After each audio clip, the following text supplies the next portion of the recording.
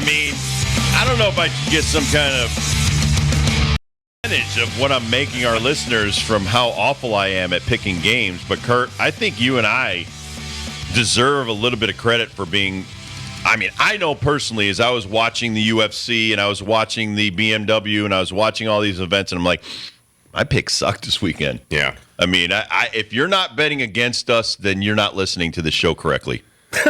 I agree with that, and I think just to double down, like, just go against Kurt, man. Like, you play all the games, go against Kurt. If we do at least 5. I get nothing right. Yeah, you'll at least lose the majority of them. And I think I know sports. I mean, I do my homework. Now, I think I know my stuff. But it's just like, damn. I can't believe how poorly I did in the UFC. Red Sox Yankees. Now, I was the only one with the cojones to dare say a sweep, and I'm glad I did. You two. I mean, I thought Garrett Colt might pull one out. I didn't think it was going to go that way. I thought Garrett Cole would leave the game tied or with a lead, and then his heart would be broken. Which is what he usually does. That's right. But I didn't expect 4 innings. Then he leaves his no decision in the shower. Urias. Grand slam. Listen, the second time this year they've been swept by the Red Sox. It's got to be painful for Yankee fans. He's so scared of Devers. He doesn't want anything to do with Devers. He doesn't throw him. I would love to know what the reports are on Devers because Cole is aggressive against almost anybody in Major League Baseball. He attacks, and Kevin Kernan nailed it. They have talked him out of his best pitch, which is his four-seam fastball. I think it's top 3 in baseball. Consistently can locate it anywhere he wants, and to not throw it as often as he had been, that's on someone behind closed doors. Well, we all kind of were right on that one, which is an unusual thing because usually when we all agree, we're always wrong. Quite like the Women's World Cup, where we all believed England, motherland, was going to come home with the championship, and we were wrong again. Spain is your winner of the Women's World Cup. You know the background on this story of the goal? Until she's been celebrating. How would you, you know? I know. It's a sad part of that story. No, but he got to witness his daughter scoring the game-winning goal, and then, God in heaven needed him. Tough stuff. Called him home. We were right that we were always wrong. That was a classic bet against the show opportunity, boys and girls. So, yes. Man, tune in on Fridays for freebies like that. Yeah, I mean, it doesn't get any better than that for you, listener. Now, I wish I would have switched this one up because it wasn't much of a play. You guys were right. I was wrong. I was giving Mac Jones some kind of love to get some more snaps, but Bailey Zappi outthrew him once again in the quarterback competition where he did get more run. I think he had 22 attempts, finished 10 for 22 with 100+. And Mac Jones a little bit better on these percentages, but he only threw about 50+ yards. You guys were right. I was wrong. 9 attempts. Come on, man. Yeah, give yourself a Zappy had the zipper. Instead, I wish I would have had us pick the Alabama, the big race at Saratoga this week, but not necessary because our man Andy Sterling nailed that. He told you all to take randomize over wet paint. That was the exacta. Yep. So got that right on our show. No thanks to the people who participate in the show and who you got.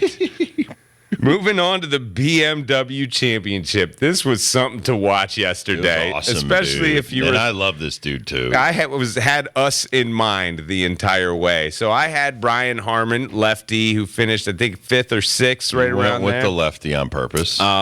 You ended up having Fitzpatrick, who finished 2nd. Kurt went with Roar Dog, Rory McIlroy, who finished right below that.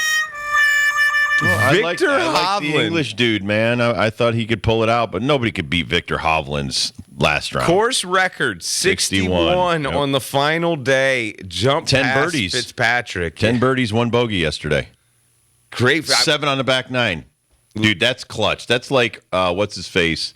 Furyk at the Travelers. That's that kind of back 9. I've been seeing Hovland put in so much work, even in tournaments. Like after Sundays, after losses, he's putting in work. He was caddying for his friend who was on the Corn Ferry Race. That's how much work this dude puts in. And then he gets it paying off in the course record in a championship, the BMW FedEx. we'll move on with those playoffs as he's just improved his stock. But I felt bad for Fitzpatrick, felt bad for you. I thought, man, we're going to get one. We're finally going to have a winner. I was already winning the weekend, PGA. so none of my picks were going to win. You blew it! Yeah, totally. Totally. At least we stay perfect for the year. I haven't brought Randy to a local 12-13U scrimmage. I was wondering if you were going to do that. Yeah. Oh, my God. What do you think? He's coaching the whole game. Nice. Whole game. He's over there.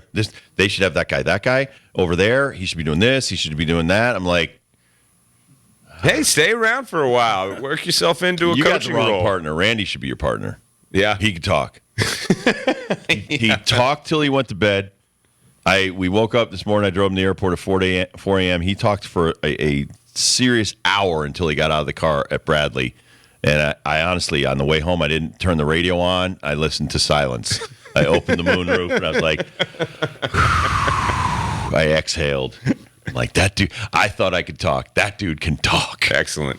He had a lot that he needed to say. Yeah, he's probably been in seclusion for he is up 2 in years. Vancouver, Washington. If you know where he lives, he's on 500 acres in the middle of nowhere. He talks to the squirrels. Finally has some humans to bounce some things off of. I think there's probably not a lot of wildlife close to him because he talks their ear off. Yeah. Mr. Bunny Rabbit, come over here. I got something to tell you about how you should make your hole. Come here. Let me show you how to do that. Let me show you how to do that, Mr. Bunny Rabbit. The final pick on the night or on Friday was UFC 292. And I love this guy, too. You boys went with Aljamain Sterling. I went with Sean O'Malley, and a right cross to the chin and a couple of hammer fists later. My guy with pink hair is the victor. Correct! I want to let Boston know that he's from South Dakota. He is not from Ireland nor Boston. Just because his last name is O'Malley, yeah. Just because he's Irish. We like our Irish, but damn, he doesn't have to be from Ireland. It became I think as soon as the crowd learned his last name, it was like, oh, I love that guy. He's us. He's one of us. I thought it was called a little too early. I think that Aljamain kind of got ripped off at the end. I think Aljamain had a better pre-fight shtick that I fell for. Yeah. Some guys talk the talk, and you have no idea once you get in the octagon what's going to happen. Stand-up guy at the end of the fight, though. Absolutely. He was giving O'Malley some props for that knockout. And listen, I'll say it again. I think that guy has the best hands in the game, regardless of weight. I think regardless of sport, you can throw boxers at him. Love to see him just put boxing gloves on, but he is, fantastic with MMA with his feet as well. Didn't want to go down, didn't need to go down. I think there was one moment where they had to scrap down on the ground, but O'Malley was able to get out of it, get on his feet right away. And I was saying this, I think the hammer fist, when he had him down, I haven't seen anyone dance around so much when he's trying to throw hammer fists. Like, he was moving out of the way of the defense of Aljamain. He was still playing defense. I thought that Aljamain had his wits. Now, he got a couple of hammer fists that bounced his head on the mat at the end there, that maybe that's why the judge jumped in and stopped the fight. But I thought that he was defending himself. I thought he could have stood up, and I thought we could have gone the distance after that, regardless of the shots that he took. But shots nonetheless, and a big right hand from Sean O'Malley on the weekend. And shout out to Helena, Montana. I played there in the minor leagues, so he got his. I guess he got. Yeah, it's Montana, not South Dakota. He got his Sugar nickname when he was in Montana when he was first coming up. Friend of the show. Love the dude. Friend of the show. Yeah. Can't wait for the next one. Can't wait for the next one. I always like that guy's fights, no matter what it is always entertaining. And for the most part, except for once, he's on the Chris Sale diet, though. When you're 135 pounds, 150 pounds, and you're 6 foot tall. But that's with his weight class and his length. That is his advantage. Yeah, the reach. And you saw the reach on that shot. The reach. The shot that Aljamain misses him and the one he throws is flush, and they're standing exactly the same far apart when they throw those punches. It's a good fight. I mean, it was a good round. It was a good knockout. The fight before that, Miss Waylay, Amanda Lones, Waylay just beat her up for 25 minutes. Like, I think, what was it, John? Like 256 shots for Wele and 26 for It was Loans. 269 to 29. That's such a mismatch. It's the biggest differential on attacks thrown in MMA history. They probably should have stopped the fight earlier. She looked great. After the fight, she was fine. She had her wits, never got cut. It's just beat her up for 25, man. Had her on the ground, and Wow. yeah. It was a good little card there for 292. I did want to give a shout out to the Westchester people though that did this this autograph show because I was blown away that I was even a part of it. I mean, Dr. J was there. That's cool. You know, Lawrence Taylor was there. Larry Gooden show Holmes up? was there. Doc Gooden was there. Allen Iverson, Gary Payton, Sean Kemp. Just so many people. I mean, even Craig Morton was there. Ron Svoboda from the '69 Mets were there. How about the old timers? The old How's your man timers were Tony look? awesome. Tony Perez looked fantastic. You know, we talked a lot about his son Eduardo, how well he's doing. Orlando Cepeda, not so much. I think he's in ill health. So if you get a chance to see one of the greatest baseball players that ever lived, Orlando Cepeda, it's still one of the greatest moments of my broadcasting career was with Dan Patrick sitting down to talk to Willie Mays, Willie McCovey, and Orlando Cepeda for an hour together was, you know, arguably one of my greatest moments because I idolized all those people growing up. And then to hear how tough they were, even when, like, you know, someone would drill them. Era, you know, facing all the racial strife that they had to go through, but at the same time being great baseball players. And Willie Mays, one of the greatest and tried to steal home on you. That's how I retaliated. They didn't think about fighting. They thought about we're going to win. And I think that is a great message to youngsters that it's not about fighting the other guy. It's about beating the other guy. It's about playing a game and playing the baseball game. And so, you know, when we're talking about all these different sports today, I think, you know, personal emotion needs to be taken out of it. That's some talking to Randy and Norm over the weekend. We played with a lot of emotion, but we didn't take things personally. Like even my wife was like, well, you know, you guys take a lot of crap. I'm like, we don't though, because you don't think about it. That's not my job. My job's not to react. Like I saw Tommy Pham was reacting to a fan. That fan's in your head, dude. You can't let that affect what you're doing on the baseball field or anything else. So when I learned that in that interview with Cepeda and everything they went through to get to the major leagues, Willie Mays, Willie McCovey, and now, you know, him being in ill health, enjoy these elder statesmen because I do. I think having Craig Morton sit next to me for 2 hours was awesome. You know, I saw nothing but cowboy stuff coming through there. And that's cool. He was great. He was even hitting on the young ladies. No way, dude. He was flirting.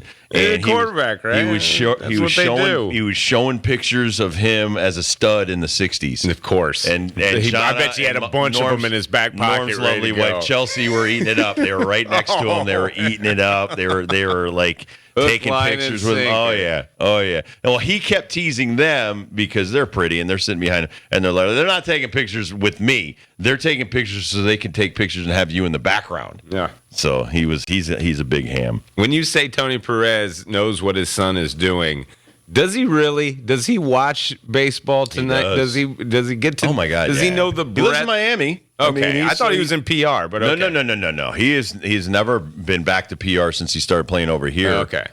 They've made their home in Miami, and so no, he's going. Dude, this is what's sickening about when Jeter took over the Marlins. They got rid of Tony Perez and Andre Dawson.